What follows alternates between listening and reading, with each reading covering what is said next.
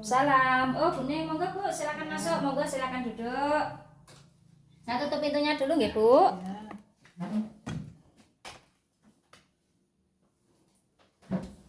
Selamat siang Bu Ning, perkenalkan nama saya Bidan Siswati, saya bidan di sini. Begini ya Bu, saya mengundang Ibu ke sini ingin melakukan deteksi dini atau pengkajian resiko terhadap kehamilan Ibu. Hal ini dilakukan karena apa? Pengkajian resiko ini sebelumnya saya jelaskan dulu nggih. Pengkajian resiko ini merupakan suatu upaya pencegahan proaktif yang dilakukan secara bersama-sama dari tenaga kesehatan, panjenengan sendiri sebagai ibu hamil, beserta keluarga dan masyarakat. Masyarakat di sini adalah yang berperan adalah kader dan lain sebagainya, nggih. Tujuannya adalah untuk meningkatkan pelayanan mutu dari mulai awal kehamilan, selama kehamilan sampai menjelang persalinan, sehingga nanti semuanya dapat lancar dan kita memfokuskan pada mereka-mereka yang mengalami kehamilan dengan faktor risiko tinggi seperti itu, nggih. Supaya nanti apa? Supaya nanti dapat dilakukan penanganan lebih lanjut dan tidak terjadi masalah komplikasi pada ibu dan janinnya serta lahir juga selamat, ya. Nah, terus di sini sebelumnya saya mau tanya dulu keluhan yang Bu Ning alami saat ini apa aja, Bu? Tidak ada, Bu. Tidak ada. Untuk kehamilan saat ini apakah Ibu mengalami anemia? HB-nya kemarin diperiksa di puskesmas berapa, Bu? 13. Normal nggih berarti nggih. Nah, untuk pemeriksaan yang ada HIV, sifilis dan lain sebagainya hasilnya negatif semua nggih. Nggih. Terus berarti normal nggih. Selama hamil ini ada sesak napas atau batuk tidak sembuh-sembuh, Bu? Tidak ada, Bu. Tidak ada. Semua sehat nggih. Alhamdulillah. Dari pemeriksaan juga tidak ada gula darah tinggi nggih? Tidak ada. Tidak ada nggih. Alhamdulillah semua baik nggih. Terus untuk kehamilan ini kemarin kan sempat USG nggih ke dokter spesialis kandungan. Lah itu kehamilannya janinnya 1 atau 2? Kembar, Bu. Oh, kembar. Alhamdulillah nggih. Besok lahir langsung 2 nggih. Alhamdulillah. Lah itu posisinya bagaimana? Kepalanya di atas, yang satu di bawah. Seperti itu. Berarti ada sungsang 1 nggih. Oh nggih, enggak apa-apa. Yang penting nanti bisa dilakukan deteksi seperti ini sehingga nanti bisa dilakukan penanganan secara bagus nggih. Terus untuk hubungan dengan suami dan keluarga, apakah mereka memberikan support dan senang dengan kehamilan Ibu saat ini? Senang, keluarga mendukung, suami serta keluarga mendukung semua, Bu. Alhamdulillah, berarti tidak ada masalah nggih dengan keluarga. Terus saya bertanya Bu Ning, untuk hamil yang kemarin, ini kehamilan yang kedua nggih, betul nggih?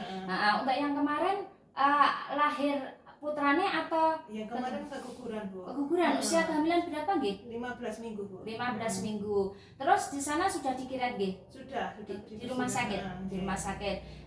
Untuk jaraknya antara kemarin keguguran dengan saat ini berapa bulan? 1 tahun, Bu. 1 tahun. Berarti memang diharapkan nggih sudah lama nggih. Nggih, alhamdulillah ini sudah saya tanya-tanya ke Bu Ning, sudah saya ketahui nggih nanti hasil deteksinya. Tapi saya jelaskan ke panjenengan dulu, ini ada beberapa hal yang perlu Ibu ketahui berkaitan dengan ibu hamil. Yang pertama adalah ibu hamil dengan kehamilan normal atau kehamilan itu dikatakan baik-baik saja tidak bermasalah, yaitu apabila selama kehamilan tekanan darah tidak melebihi 140/90, apabila ada bengkak hanya di jari atau tangan ataupun di kaki saja, tidak disertai di tungkai ataupun di wajah dan lain sebagainya, serta di sini juga tidak ada faktor resiko. Misal ibaratnya tinggi badan panjenengan tinggi tidak kurang ya. Berat badan naiknya berat badan itu normal. Jadi selama kehamilan minimal 8 kilo. Kemarin sudah naik kayaknya kalau tidak salah 8 kiloan nggih, alhamdulillah berarti sudah sesuai ya, tidak ada masalah nggih. Terus di sini juga biasanya dari hasil laborat itu kan tidak ada masalah, hasilnya bagus semua nggih panjenengan. Untuk gerakan janin kemarin juga sudah dirasakan nggih. Biasanya kan normalnya dirasakan mulai 18 sampai 20 minggu itu awal sampai menjelang persalinan nggih. Serta tidak ada yang kiranya mungkin faktor yang menyebabkan pikiran berlebih dan sebagainya itu juga tidak ada, sehingga semuanya normal nggih, tidak ada yang bermasalah. Nah, di sini yang kedua adalah kehamilan dengan masalah khusus. Masalah khusus di sini apa maksudnya? Masalah khusus di sini adalah masalah psikis dan sosial. Jadi mungkin ada masalah dengan suami atau keluarga, kaitannya dengan kekerasan dalam rumah tangga, serta ibaratnya juga kekurangan segi finansial atau keuangan. Kadang kalau kurang misal periksa juga bayar nggih, bersalin juga bayar, itu kan harus dipersiapkan. Sudah ada tabungan nggih? Alhamdulillah sudah, Bu. Alhamdulillah, berarti tidak ada masalah nggih. Yang ketiga adalah kehamilan dengan masalah yang membutuhkan penanganan kolaborasi antara bidan dengan dokter spesialis kandungan ataupun butuh rujukan segera seperti itu nggih. Nah di sini keadaannya seperti apa? Kita lihat kehamilan yang terdahulu. Apabila ada riwayat kehamilan keguguran lebih dari 3 kali, bayi yang dilahirkan dulu itu lebih dari 4.000 dan kurang dari 2.500, atau bayinya terlalu kecil atau terlalu besar, ini juga menjadi resiko nggih. Terus di sini juga biasanya ibu dalam kehamilan ini mengalami pernah mengalami ketuban pecah dini. Nah, ini juga merupakan faktor resiko juga. Juga di sini untuk kehamilan itu ada kurang tinggi badan, juga nanti berat badannya ada ditemukan kek dan lain sebagainya, ini menjadi faktor resiko. Mungkin kehamilan yang terdahulu nggih, kehamilan yang terdahulu jarak antara kehamilan dahulu dengan sekarang itu kurang dari 2 tahun. Biasanya itu menjadi faktor resiko dari kehamilan terdahulu. Untuk kehamilan saat ini yang menjadi faktor resiko biasanya adalah yang pertama seperti yang ibu alami saat ini, hamil kembar atau ganda. Terus ada anemia, alhamdulillah tidak ada nggih. Terus di sini juga ada itu sipilis, HIV itu positif, panjenengan negatif, alhamdulillah. Nah ini masalahnya ada sungsang, karena sungsang ini juga menjadi faktor resiko kehamilan ini.